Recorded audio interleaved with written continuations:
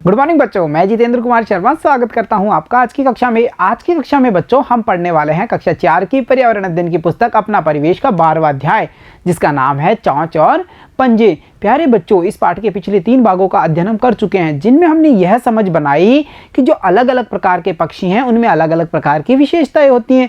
साथ ही साथ बच्चों, अध्याय के भाग संख्या 2 में हमने कुछ राजस्थान के विशेष पक्षियों के बारे में भी विस्तार से समझ बनाई थी। बच्चों, हमने यह जानकारी प्राप्त की थी कि जो नन्ही सी दिखने वाली बया होती है वो बड़ा ही सुंदर घोंसला बनाती है, और जो गोडावन है जिसका कि शरीर भारी होता है, उसे संरक्षण प्रदान करने के लिए राजस्थान सरकार द्वारा 1981 में हमारा राज्य पक्षी घोषित कर दिया गया। बच्चों, साथ ही साथ हमने यह भी जाना कि हमारा राष्ट्रीय पक्षी कौन है, यानी इन सब बातों पर हम पिछले भागों में चर्चा कर चुके हैं।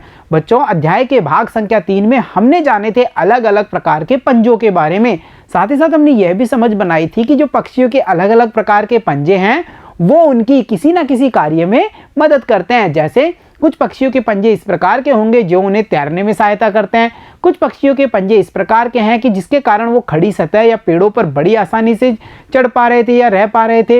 इसके बाद में बच्चों, हमने यह भी जाना था कि कुछ पक्षियों के पंजे इस प्रकार के हैं कि वो नम भूमि में भी बड़ी आराम से चल पा रहे हैं।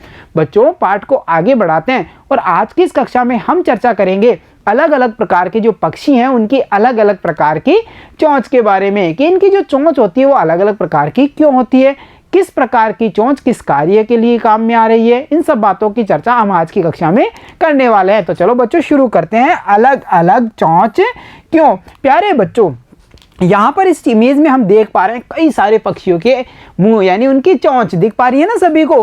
कोई लंबी है, कोई आगे से तीखी है, कोई आगे से ज्यादा मुड़ी हुई है, किसी चोंच का निचला हिस्सा मुड़ा हुआ है, कोई काफी ज्यादा लंबी है, कोई लंबी होने के साथ साथ मुड़ी हुई भी है। तो बच्चों, हम ये समझ पा रहे हैं कि जो अलग अलग प्रकार के पक्षी हैं उनकी जो चोंच है वो अलग अलग प्रकार की होती है। क्या ये अलग अलग प्रकार की चोंच किसी विशेष कारण से होती है, या इन अलग अलग प्रकार की चोंच के कारण क्या पक्षी कुछ विशेष कार्य कर पा रहे हैं? तो चलो बच्चों जानकारी प्राप्त करते हैं कुछ चोंचों के बारे में। देखो बच्चों, मांस चीरने के लिए चोंच, यह चोंच हम उन पक्षियों में देख सकते हैं जो मांसाहारी पक्षी की श्रेणी में आते हैं, यानी जो अन्य पक्षियों का मांस ग्रहण करते हैं, अन्य छोटे जीवों को खाते हैं।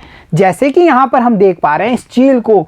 बच्चों, जब हमने चील को देखा तो इसकी चोंच को जब हम ध्यान से देखते हैं तो हमें पता चलता है कि ये आगे से थोड़ी मुड़ी हुई है और नुकीली है। तो चलो इस प्रकार की चोंच के बारे में और जानकारी प्राप्त करते हैं। देखो बच्चों, इस तरह की जो चोंच होगी वो आगे से मुड़ी हुई और नुकीली होती है। यह चोंच पक्षियों के मांस को चीरने और फाड़ने में मदद करती है, यानी इस चोंच की सहायता से ये जो शिकारी पक्षी हैं ये अन्य पक्षियों को या अन्य जीवों के मांस को चीर सकते हैं, फाड़ सकते हैं और अपना भोजन ग्रहण करते हैं, जैसे कि चील की चोंच। तो बच्चों, यहाँ पर हमने जाना मांस चीरने के लिए जो चोंच होगी वो आगे से थोड़ी नुकीली और मुड़ी हुई जरूर होगी। तो चलो अब देखते हैं अगली चोंच। तो बच्चों, जो अगली चोंच है वो होगी फूलों का रस चूसने के लिए चोंच। देखो बच्चों, इस तरह की पतली लंबी मुड़ी हुई चोंच फूलों का रस चूसने में मदद करती है। जैसा कि बच्चों इस पक्षी को हम देख पा रहे हैं, और ये पक्षी है शक्करखोरा। शक्करखोरा पक्षी वह पक्षी होता है जो फूलों के रस या पेड़ों का जो कोमल तने होते हैं उनमें अपनी चोंच को चुबो करके उसका रस का पान करता है। तो हमने यहाँ जाना कि इस प्रकार की जो चोंच होगी वो फूलों का रस चूसने में पक्षी की मदद करती है। इस प्रकार की जिस चोंच का क्या क्या विशेषताएं हमने जानी है, देखो यह पतली होगी, लंबी होगी और थोड़ी मुड़ी हुई भी होगी। तो बच्चों, हमने यहाँ जाना फूलों का रस चूसने में मदद करने वाली चोंच, जैसे कि शक्करखोरे की। तो चलो बच्चों अब बढ़ते हैं अगली चोंच पर। और जो अगली चोंच है वो देखिए, कीचड़ से कीड़े मकोड़े निकालने के लिए चोंच। देखो बच्चों, कीचड़ से कीड़े मकोड़े निकालने हैं तो हमें पता होना चाहिए कि इसके लिए तो लंबी वाली चोंच होगी और काफी मजबूत भी होगी। तो देखो बच्चों, इस चोंच के बारे में जानते हैं। इस तरह की लंबी चोंच कीचड़ में से कीड़े मकोड़े निकालकर खाने में पक्षी की मदद करती है, जैसे कि सैंड पाइपर की जो चोंच है वो हम देख पा रहे हैं यहाँ पर। और बच्चों, इसको ध्यान से देखिए ये कितनी लंबी चोंच है। और ये सैंड वाइपर के बारे में हमने पहले भी जाना था, यह पक्षी नम भूमि के आसपास देखा जा सकता करता है? यह इस नम भूमि या कीचड़ में पाए जाने वाले कीड़े मकोड़ों को प्राप्त करके अपना भोजन करता है। तो चलो बच्चों, अब देखते हैं अगले प्रकार के पक्षी की चोंच, जो है लकड़ी तोड़ने के लिए चोंच। देखो बच्चों, इस तरह की मजबूत बड़ी चोंच लकड़ी को तोड़कर कीड़े मकोड़े तक पहुंचने में मदद करती है, जैसे कि कठफोड़वा की चोंच। प्यारे बच्चों, हम ये समझ पा रहे हैं लकड़ी कितनी कठोर होती है। उसे तोड़ने के लिए या उसमें छेद करने के लिए जो चोंच होगी वो कैसी होगी, उसका अंदाजा हम लगा पा रहे हैं ना। इस प्रकार की जो चोंच होगी वो लंबी भी होगी, साथ साथ मजबूत भी होगी, जैसा कि इस पक्षी यानी कठफोड़वे की चोंच को हम देख पा रहे हैं।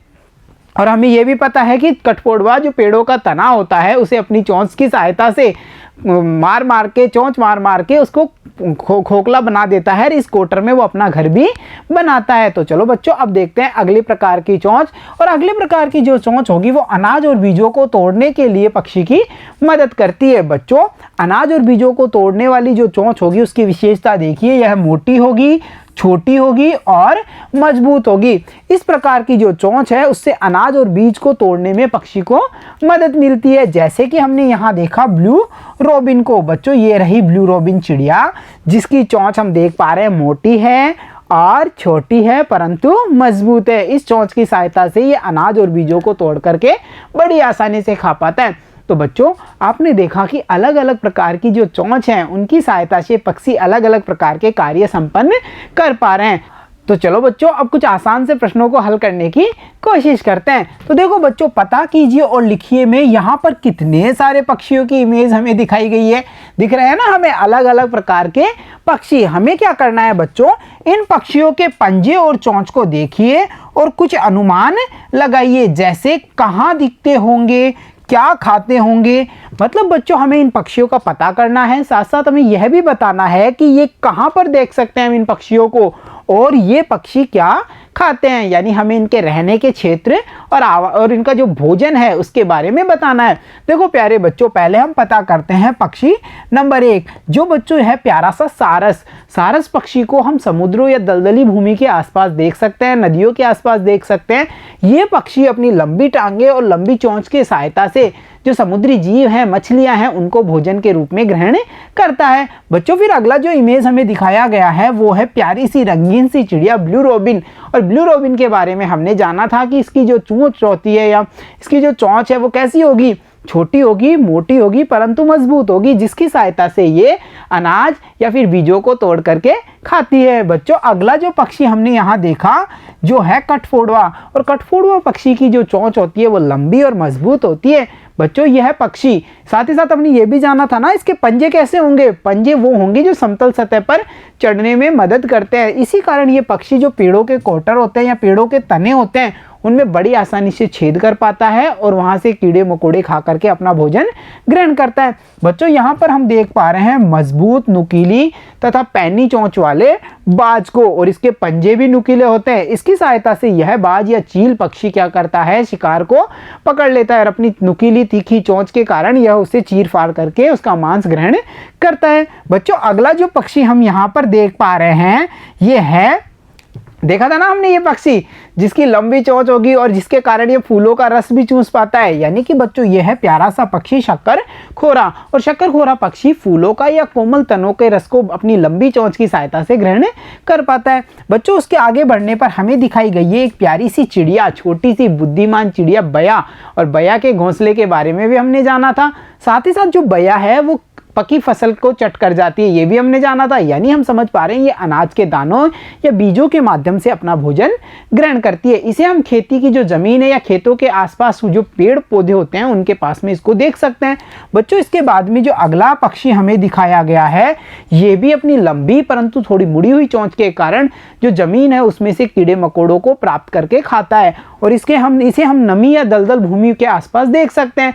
और ये जो पक्षी है इसका नाम है सैंड पाइपर। बच्चों, इसके बाद में जो अगला पक्षी हमें दिखाया गया है जिसे कि रात्रि में दिखता है यानी उल्लू, और जिसे अपनी गर्दन को मतलब पीछे की ओर देखने के लिए आंखें नहीं घुमानी पड़ती, ये अपनी गर्दन को टर्न कर सकता है, अपनी गर्दन घुमा करके पीछे देखता है। बच्चों, ये जो उल्लू होता है इसके बारे में हम ये जानकारी रखते हैं कि उल्लू जो चूहे हैं या जो छोटे जीव हैं, कीड़े मकोड़े हैं, उनको अपने भोजन के रूप में ग्रहण करता है। और इसे हम घने जंगलों में भी देख सकते हैं, पेड़ों के कोटर में भी देख सकते हैं। इस प्रकार बच्चों हमने कई सारे पक्षियों के बारे में जानकारी प्राप्त की। साथ ही साथ हमने यह भी चर्चाएं की कि ये कहाँ दिखते हैं और इनका भोजन क्या होगा। तो बच्चों आपको याद होगा पिछले भाग यानी भाग संख्या 2 में हमने यह जानकारी प्राप्त की थी कि अपने पंजों के कारण जो पक्षी हैं वो टहनियों और हम कह सकते हैं कि जो पेड़ की टहनी है, तार हैं, उन पर बड़ी आसानी से बैठ पाते हैं और गिरते नहीं है। ऐसा क्यों होता है, चलो इसके बारे में थोड़ी जानकारी प्राप्त करते हैं। देखो बच्चों,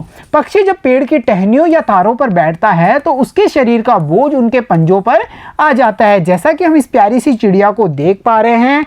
और बच्चों यहाँ पर हमें विशेष बात ध्यान देने योग्य यह है, जैसे ही पक्षी तार या टहनी पर बैठता है तो उसके जो पैर हैं वो अपने आप मुड़ जाते हैं, जिसके कारण क्या होता है, उसके शरीर का पूरा बोझ उनके पंजों पर आ जाता है। और बच्चों साथ ही साथ ये देखिए, इस बोझ के कारण उनके पंजे अपने आप मुड़कर टहनी पर मजबूत पकड़ बना लेते हैं। इस कारण पक्षी सोते हुए भी डाल से नहीं गिरते हैं, चाहे डाल हो या तार हो, ये पक्षी बड़ी आसानी से इन पर बैठ पाते हैं और अपने पंजों के कारण ये पक्षी सोते हुए भी इन टहनियों से नहीं गिरते हैं। तो देखा बच्चों आपने, हमने पक्षियों की कितनी सारी विशेषताओं का अध्ययन किया, अलग अलग चोंचों का अध्ययन किया, उनके अलग अलग पंजों की विशेषताओं को जाना।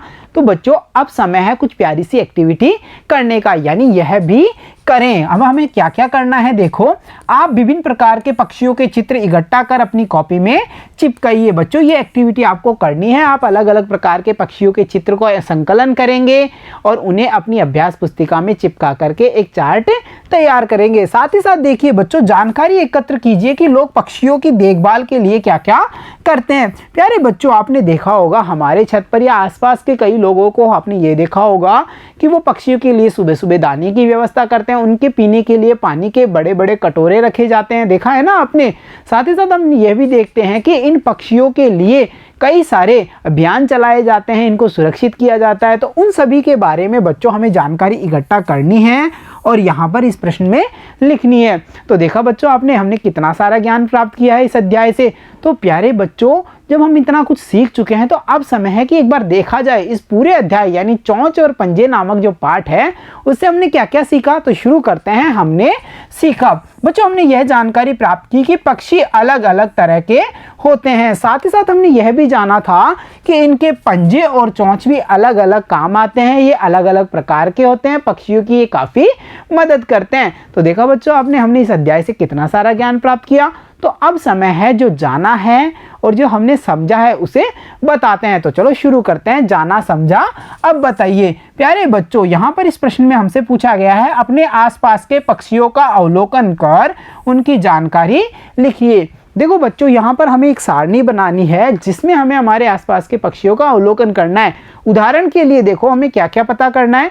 जैसे मैंने सबसे पहले एक पक्षी को देखा तो सबसे पहले मुझे क्या करना है, उस पक्षी का नाम लिखना है। जैसे मानो मैंने देखा तोता, तो मैं यहाँ लिखूंगा पक्षी का नाम, मैंने यहाँ लिख दूंगा कि तोता। उसके बाद में पक्षी का रंग, उस पक्षी का कौन सा रंग है, जैसे तोते का हरा रंग होता है तो मैं इसके सामने लिखूंगा हरा। देखा दो कॉलम मेरे कंप्लीट हुए ना। इसके बाद में अगली जानकारी है पक्षी के पंजे। और बच्चों तोते के पंजे नुकीले होते हैं और वो हम देखते हैं तो हमें ये समझ में आता है कि वो उसे टहनी पर पकड़ मजबूत बनाने योग्य बनाते हैं। उसके बाद में देखो क्या खाता है, तोता हरी मिर्च खाता है, बीज खाता है, चने की दाल खाता है। यानी इस वाले कॉलम में हम लिखेंगे उसके भोजन के बारे में। बच्चों आगे हमें जानकारी देनी है कहाँ रहता है, यानी कि तोता रहता कहाँ है। तो देखो बच्चों तोते को हम कहाँ देख सकते हैं, जो पेड़ों पर कोटर बने होते हैं उनमें तोते को हम देख पाते हैं। और अगला जो कॉलम हमें भरना है उसमें बताना है इसकी चोंच कैसी है। तो बच्चों तोते की चोंच आगे से मुड़ी हुई थोड़ी नुकीली होती है जो हमने देखा। साथ ही साथ इसकी जो नीचे वाली चोंच होती है वो तीखी होती है, जिसकी सहायता से ये बीजों को कुतर कुतर कर बड़े आराम से खा पाता है। तो देखा बच्चों एक पक्षी का मैंने अवलोकन किया और उसकी ये सारी जानकारी प्राप्त की है। ऐसे ही आप भी अपने आसपास के अनेक सारे पक्षियों का अवलोकन करेंगे और उनसे जुड़ी हुई ये सारी जानकारी यहाँ पर लिखेंगे। तो प्यारे बच्चों अब समय है इस अध्याय की शिक्षा देखने का, यानी कि इस अध्याय से हमने क्या शिक्षा प्राप्त की। तो हमने यह जाना कि पक्षी लगते एक तरह के, चोंच व पंजे अनेक तरह के, यानी उड़ने वाले जीव को हम पक्षी कहते हैं ना। हमें यह लगता है कि सारे पक्षी एक से ही तो हैं, सारे ही तो उड़ते हैं। ये देखने में भले ही एक से लगते हो, परंतु इनके जो चोंच हैं और जो इनके पंजे हैं वो अलग अलग तरह के होते हैं, और इन पंजों और चोंच के अलग अलग कार्य भी होते हैं। ये समझ हमने आज की कक्षा में बना ली है। तो प्यारे बच्चों, आज की कक्षा में इतना ही। मिलता हूँ आपसे अगली कक्षा में, तब तक के लिए धन्यवाद बच्चों।